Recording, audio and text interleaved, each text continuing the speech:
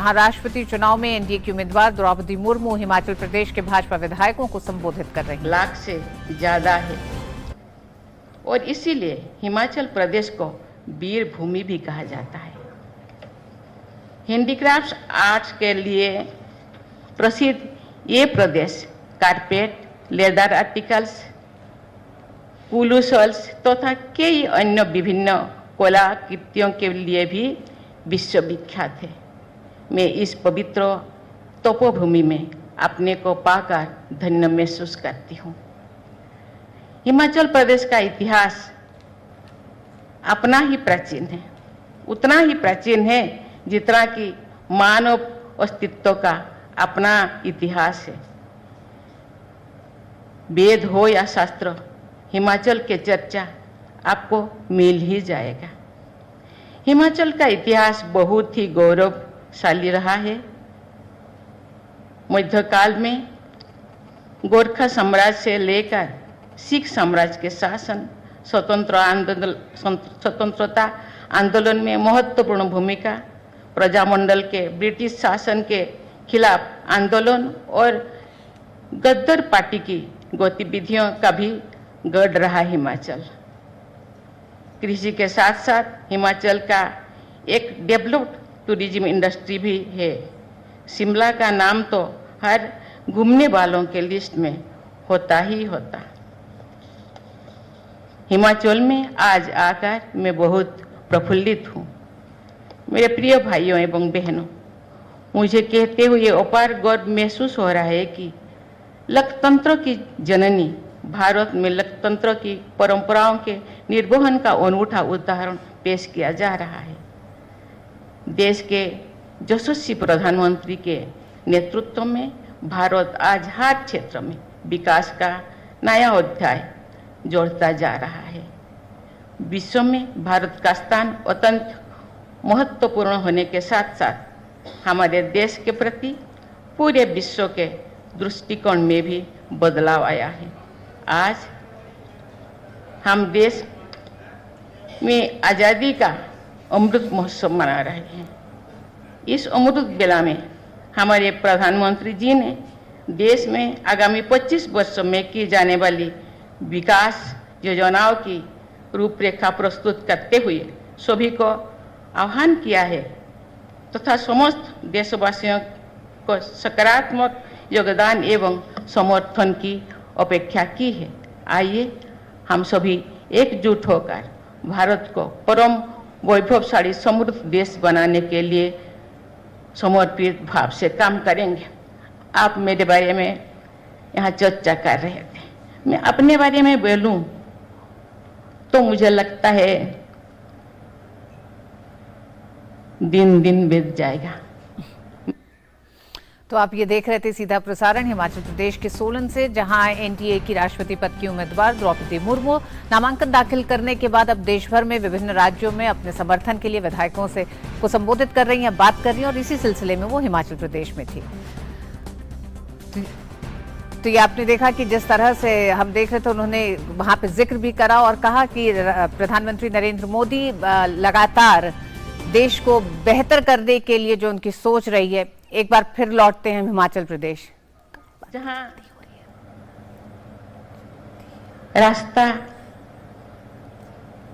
का कोई ठिकाना नहीं है, जहां बिजली का तो मैं जब मंत्री बनी 2000 से 2004 उस टाइम मैंने अपने गांव में बिजली लाई।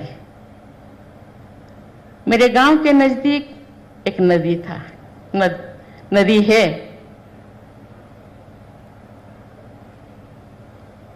मेरे गांव के लोग नदी पार करके कोई भी चीज या स्कूल या कोई ऑफिस या कोई मार्केट या हॉस्पिटल जाते थे। लेकिन जब बारिश का मौसम नदी भर जाता था तो बारिश के मौसम में कोई जा नहीं पाते।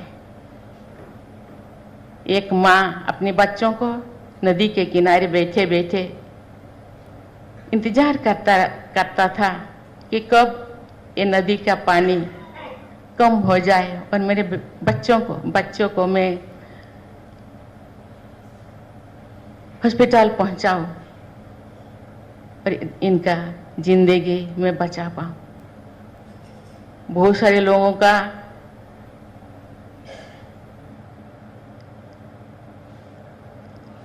सर्विस के लिए अपॉइंटमेंट लेटर आता था, 7 दिन, 10 दिन, 20 दिन के बाद वो लेटर पहुंचता था, लेकिन जो बारिश के मौसम में अपने अपॉइंटमेंट के लिए भी और जा नहीं पाते थे। मैं जो मंत्री बनी वहां ब्रिज में बनवाई। मैं सर्विस तो की थी एक क्लरिकल के रूप में। जो प्रॉब्लम हुआ फिर मैं नौकरी छोड़ दी। जो बच्चे बड़े हो गए फिर मैं सर्विस करने के लिए प्रयास की। आज मैं पार्षद से एनडीए के सहयोग से राष्ट्रपति बनने जा रही हूं, लेकिन कभी भी मैं पद के लिए मैं मांगा नहीं। सब ने मुझे दिए, सब मुझे मिला। पता नहीं मेरे अंदर क्या है।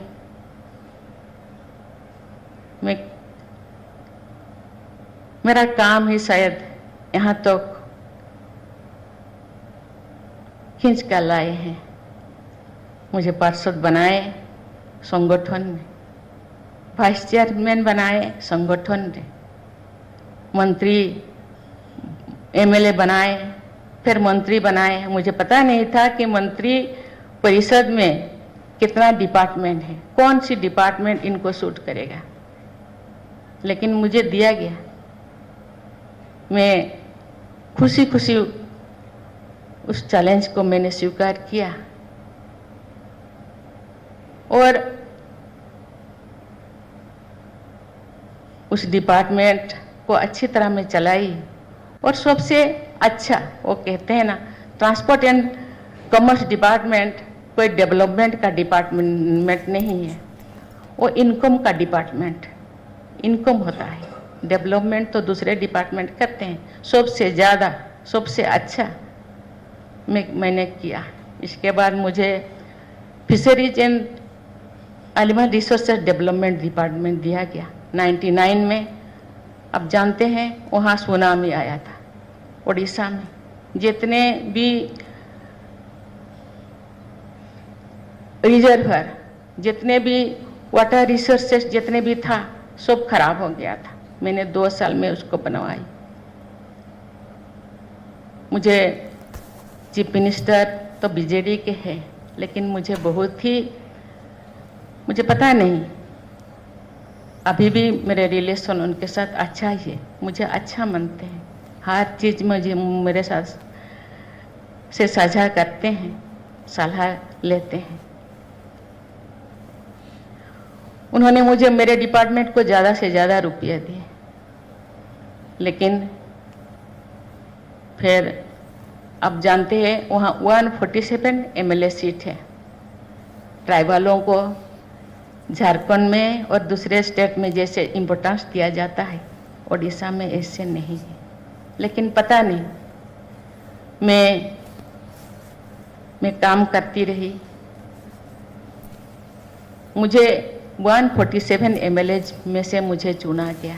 मैं आश्चर्यचकित थी, क्योंकि मैं काम तो अच्छी ही करती थी, करने के लिए प्रयास करती थी, लेकिन मुझे पता नहीं कि मैं इतने लोगों के बीच मुझे दिया जाएगा। मैं कभी सोची नहीं थी।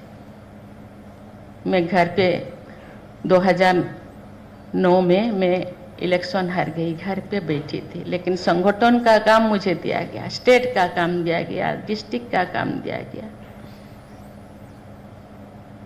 फिर बाद में मैं घर पे बैठी थी, काम कर रही थी, तो मुझे गवर्नर बनाया गया।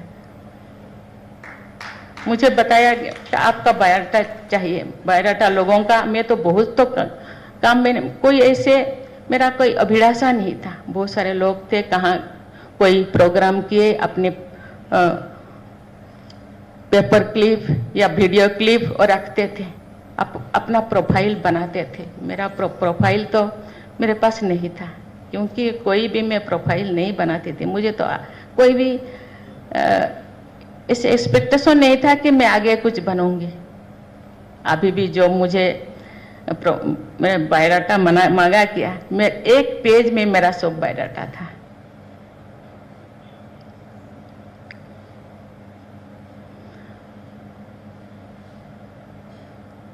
आज मैं 6 साल तक मैं झारखंड में 6 साल तक मैं घूमती रही। जैसे सरपंच या गांव के मुखिया जैसे घूमते थे, मैं गांव गांव घूमी।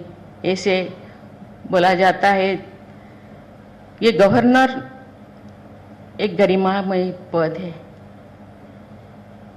प्रधानमंत्री जी ने बोले कि आप घूमते रहें।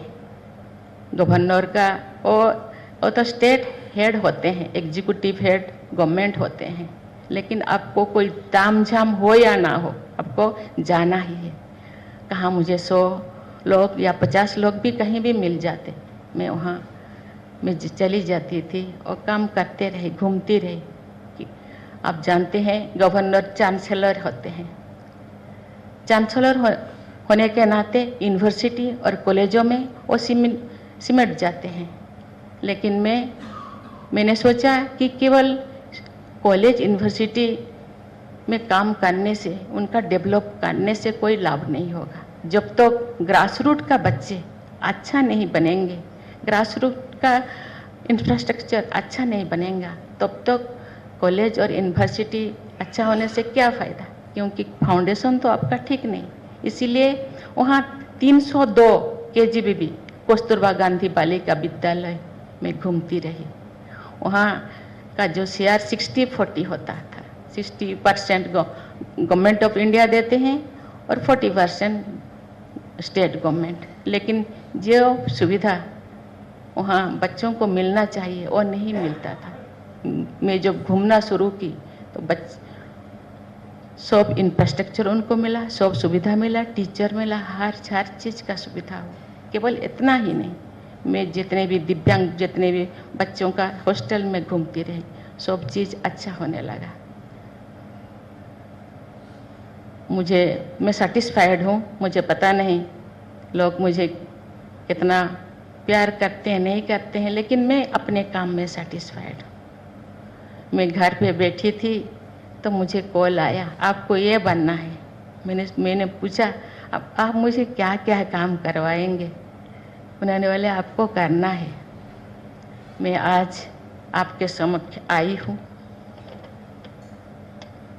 आप तो अपनी बातों को आप यहाँ रखे हैं कि आप मुझे 100% आपका जो है वोट है आप मुझे देंगे। मैं बहुत खुश हूँ, मैं आभार प्रकट करती हूँ। और आगे चलकर देश के लिए जो मैं कर पाऊँगी, मैं प्रयास करूँगी, क्योंकि मेरे आगे नहीं कोई पीछे नहीं, मैं अकेले हूँ। मेरी बेटी है और सर्विस करती है, कोई बर्डन नहीं। मैं आज उम्मीदवार इसीलिए मैं उम्मीदवार बनने के लिए मैं एग्री किया, क्योंकि मैं तो हूँ, जिंदगी जीने के लिए जो चाहिए मेरे पास है, रुखे सूखे जो भी है, क्योंकि मेरे जिंदगी सादा जिंदगी है। लोगों को प्राउड फील कराना, जिन संस्कृति से, जिन परंपरा से, जिन लोगों से मैं आई हूँ, उन लोगों को मैं प्राउड फील करना चाहती हूँ, गरीब लोगों को।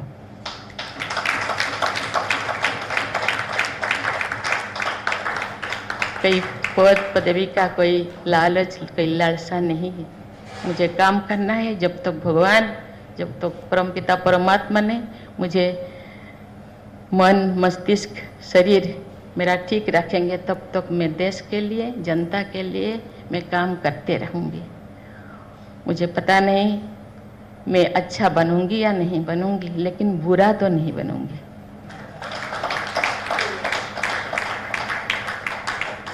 इसीलिए आपने मुझे आदर से, श्रद्धा से मुझे स्वागत किया, अपना योगदान, अपना सहयोग मुझे देने के लिए आप वादा किया, मुझे अच्छा लगा। आशा करती हूँ आपको मैं निराश नहीं करूँगी।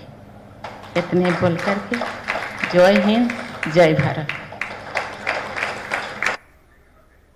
तो आप सीधा प्रसारण देख रहे थे सोलन।